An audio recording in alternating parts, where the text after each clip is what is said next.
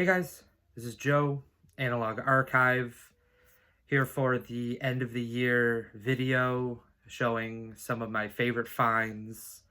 I found some great stuff this year, mostly found a lot of these in record stores, but I also found some great stuff at like the WFMU Record Fair back in November. If you follow me on Instagram, it's at _analog archive.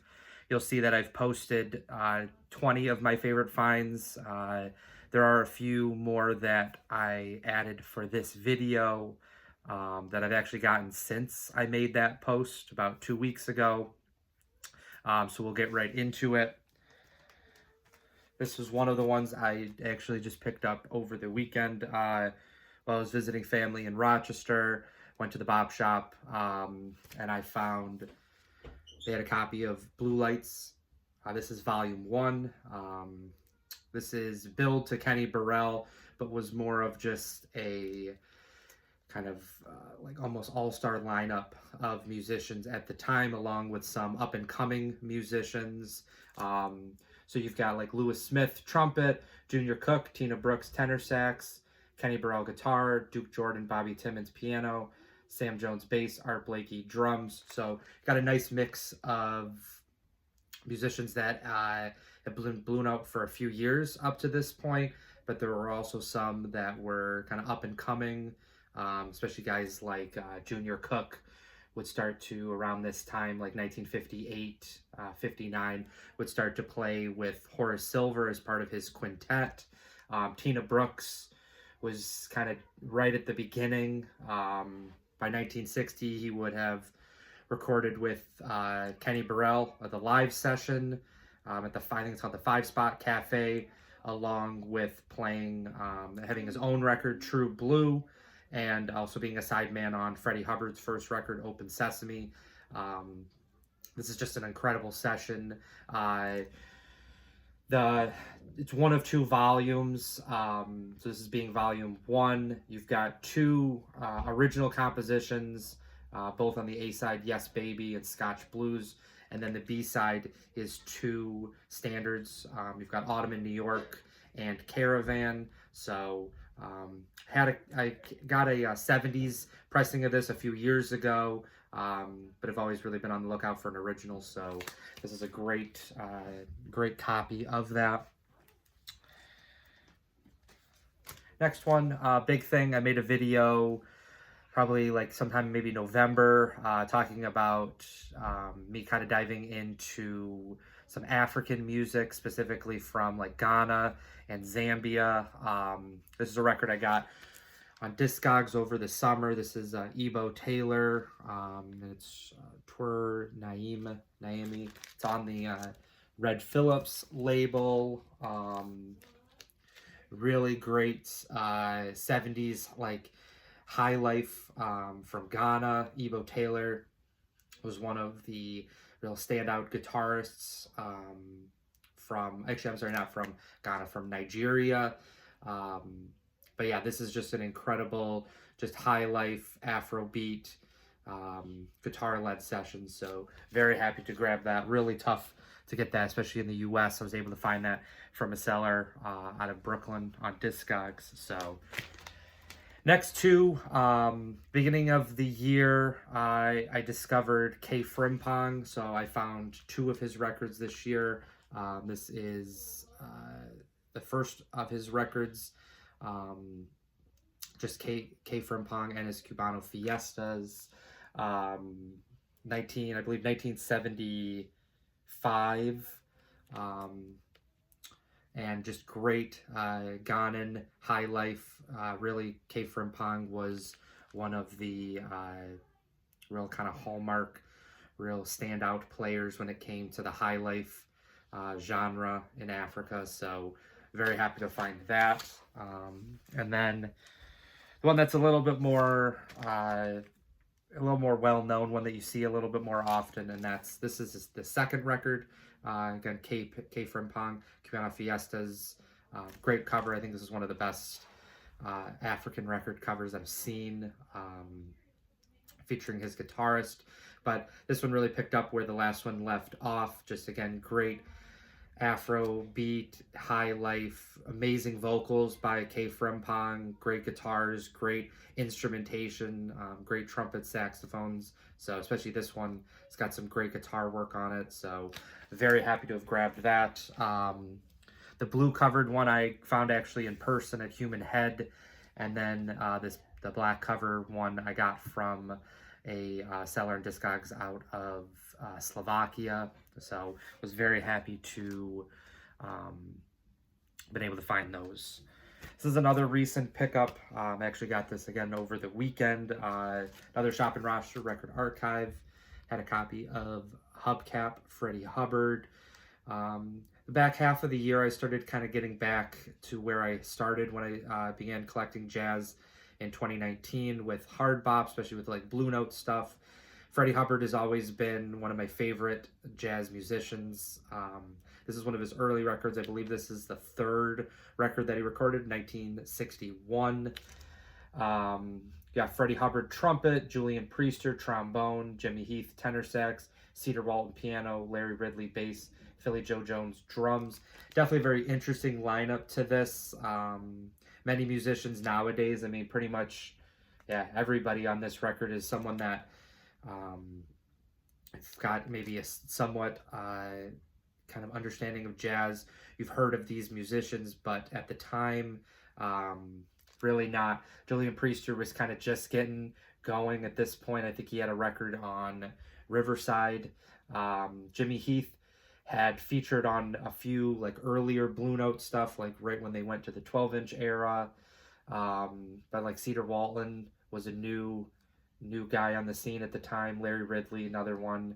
But Philly Joe Jones, someone who's kind of had gotten going at this point as well. So really this was just like an up-and-coming record of musicians.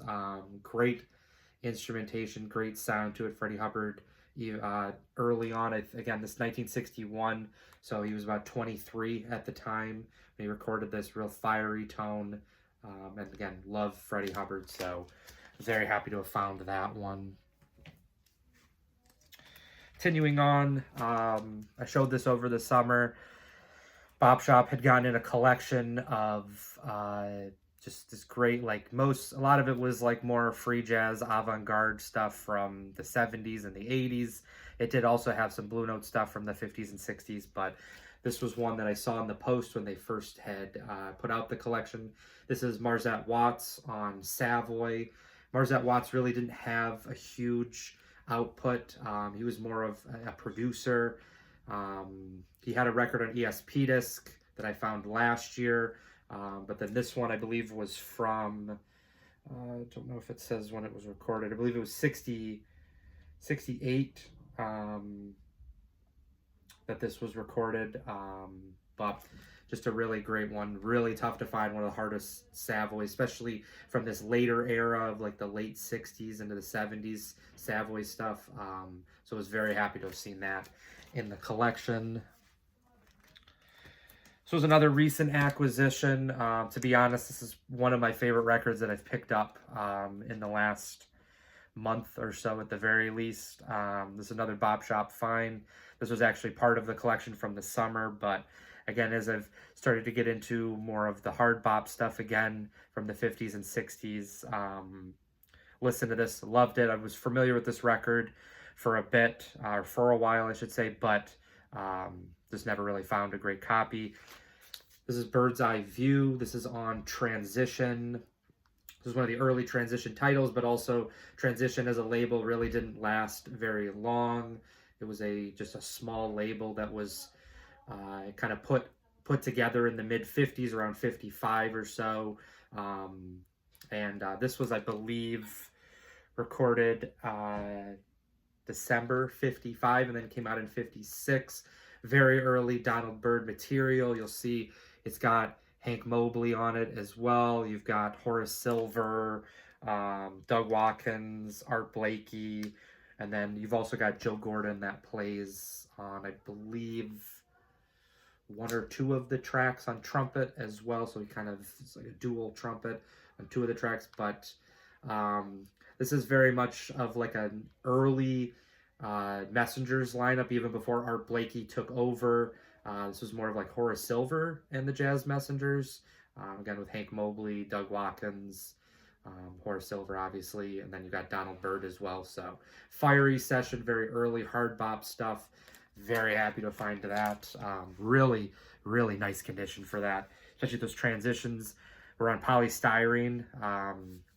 They really didn't stand the test of time, and so it's hard to find them in good condition. So I was very happy to find that.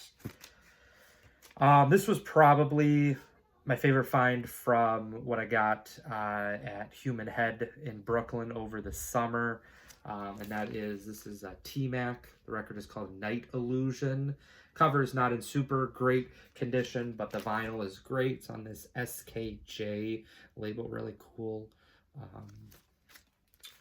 So this is like, it came out in 1980. This great like Afro-funk, like disco type record. T-Mac was the leader. He plays the flute on a few of the tracks. I believe he also has some vocals as well. But this is just an incredible session. If you like funk, disco, African kind of infused stuff, this was from Nigeria, again, 1980. I definitely recommend checking this out. One of the best, I would say, kind of funk disco records I've heard. So great one, T-Mac, Night Illusion. Great condition as well on that. Another Bop Shop, a lot of stuff from the Bop Shop this year. Again, this was another collection. One was able to, brought in a lot of credit almost every time I went to try to just chip away at some of these records.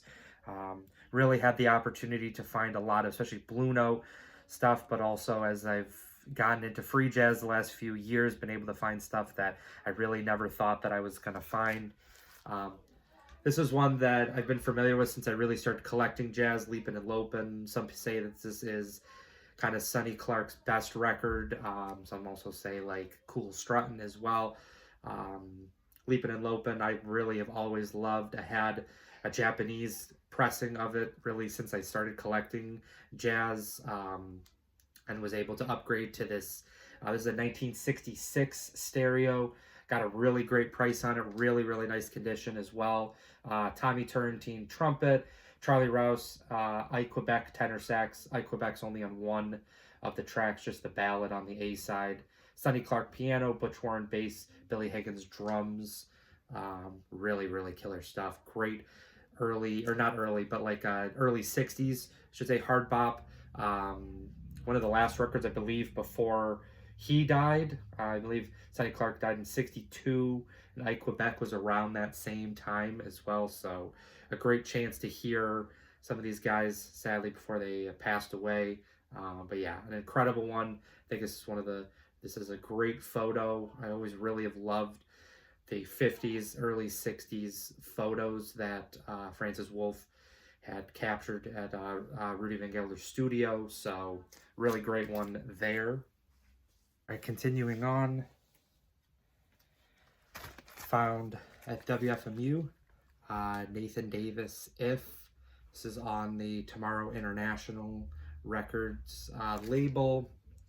And yeah, this is really the one Nathan Davis record that I've been really looking for, so was very happy to have seen this. I got this from the seller Mostly Records out of Pittsburgh. He also has a Instagram under Mostly Records as well, so really nice condition copy of that. Very happy to have grabbed that. Found this from a seller out of, I think it was Sweden, on Discogs.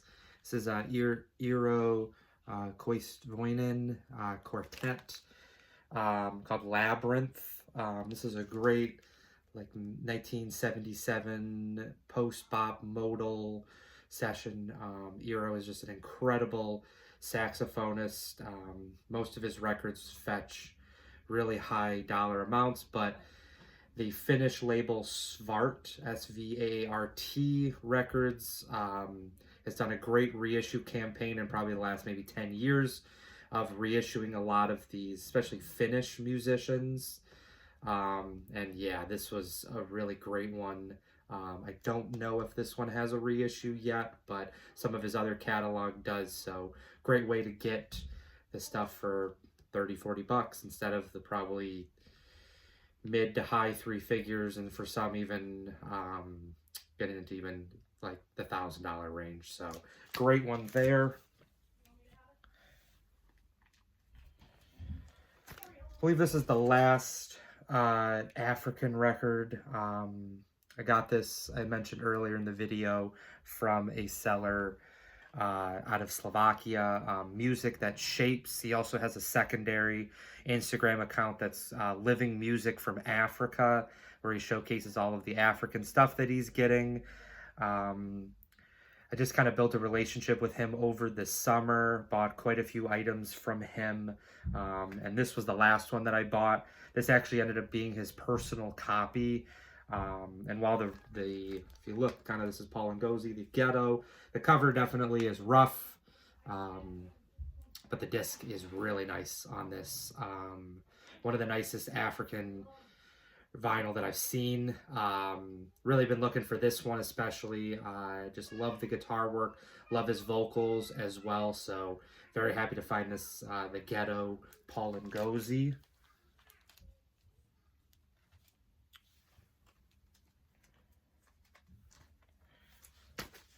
This was probably the biggest record that I found this year. I got this from Hudson Valley Vinyl. They'd gotten in a collection for Black Friday, Record Store Day, last month, and this was in there. So they put some stuff together and got it. I've already showed this, but very excited about Creator Space's The Phil Musra Group. This is like one of 3 records that this kind of group did. It was 2 brothers. So it's Phil Musra and then his twin brother, Michael Cosmic. Both are reed players. And then it's Turkish drummer Hüseyin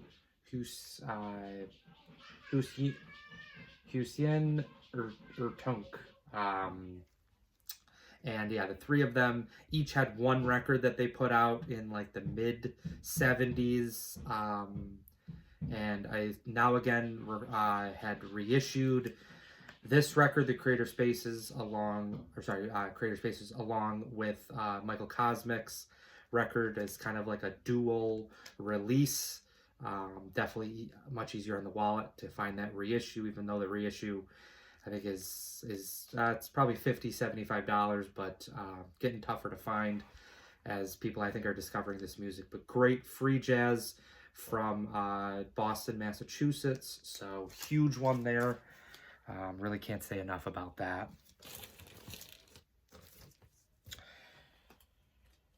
Showed earlier volume 1 of this record. I also found volume 2, same collection. This was actually the owner Tom's personal collection. This was his personal copy along with volume 1 as well. This one was really the one that I was going for. I bought this around Thanksgiving when he had put out the collection.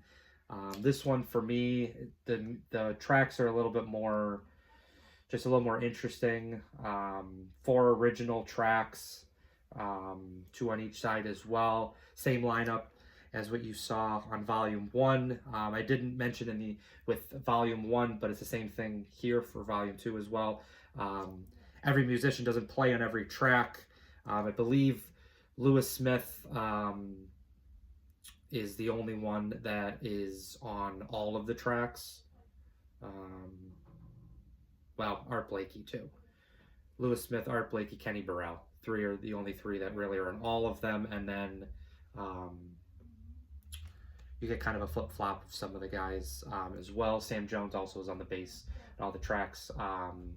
But you got, changing with pianos. Junior Cook, Tina Brooks on tenor sax don't play in all the tracks. So, but a really great, again, just early spotlight of many of these musicians that were really just getting started. So huge one there. Very, very excited about that as well, especially from the Blue Note side. This one I got, this was actually the earliest record I picked up. This was actually really supposed to be part of my 2024 acquisitions, but because of the delay with kind of the post-holiday mail, I bought this from a seller in France, and it didn't arrive till like mid-January, so I'm including it as part of this year's acquisitions. This is Philippe Mattei. It's called Workshop. This is on the Palm record label out of France. Incredible free jazz saxophonist. That Philippe Mattei is really, really great playing, and yeah, it's just an incredible record. So very, very happy to find this. Found a few Palms this year. That was definitely one of the best. Another one, this was probably my favorite find from that Bob Shop collection over the summer. Lined up early for this. This is Nathan Davis, Happy Girl. This is on the Saba Records label out of France. Nathan Davis spent a lot of time in the mid-60s in France before coming to the United States. And this was, I believe, his second record. 1965. I did buy the Record Store Day, April Record Store Day release of this, but was very happy to also find, and this isn't an original, this is like a second pressing, but very happy to have found that. It was one of the best finds, definitely, for the year.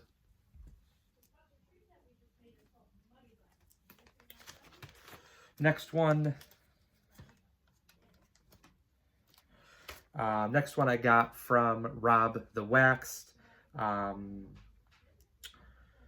He and I, along with some of the kind of the jazz bums, are in a chat together, and he had posted one day when he was at Freak Beat in LA, a copy of this on the wall.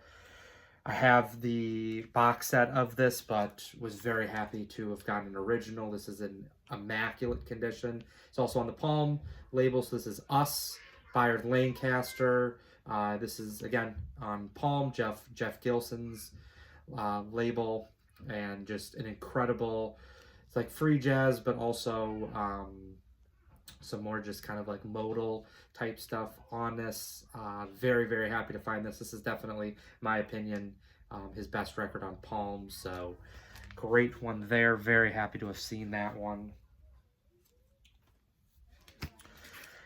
I got this. The next one I got from the from VinylCon in Philly in the spring.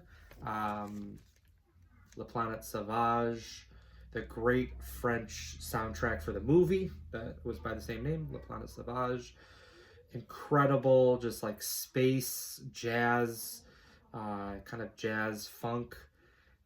Really great guitar stuff. A lot of the tracks are just repetitive because it does kind of go with like the soundtrack for the movie, or just kind of like the music for what was happening in the movie, but it flows really well.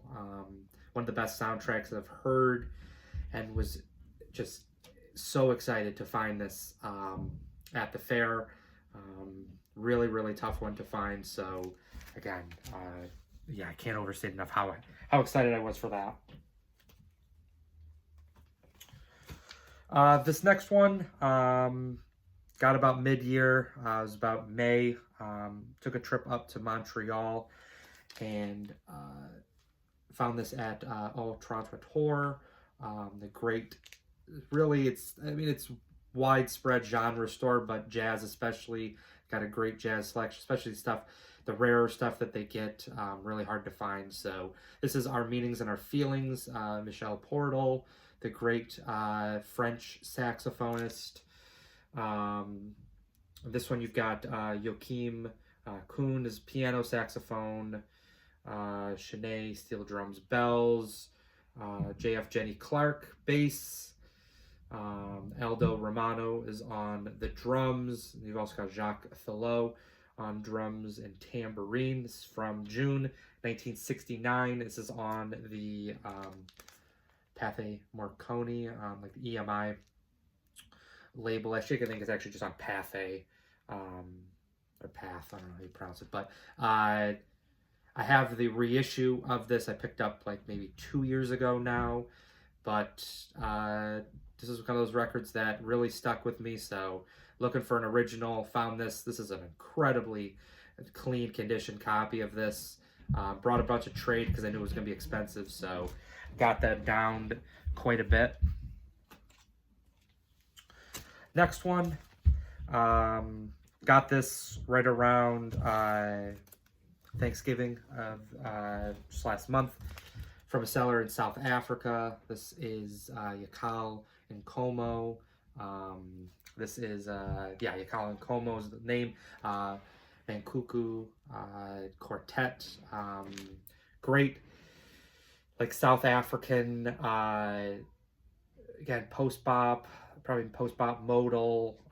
Great saxophone work by him, playing in a very like Coltrane-esque type way. He actually pays tribute to not only Coltrane but also Wayne Shorter on this. This was from 1968. It was originally on, I believe it was like World International or something like that. But this is the 1974 pressing on Up Records. This is usually when I've seen a copy of this either shown or kind of appear somewhere, it's usually going to be this mid 70s one. The original is very expensive, really tough to find. So excited about that one. Last handful. Another Bop Shop one. This is Arthur Doyle +4, Alabama Feeling. This also came from the collection over the summer. Wild free jazz stuff. This isn't just free, this is like insanely free. Arthur Doyle had a very gritty, very just real tough tone, very squonky type saxophone player he was. So yeah, this was a really killer one. Been looking for this. This is on Charles Tyler's label, Akba.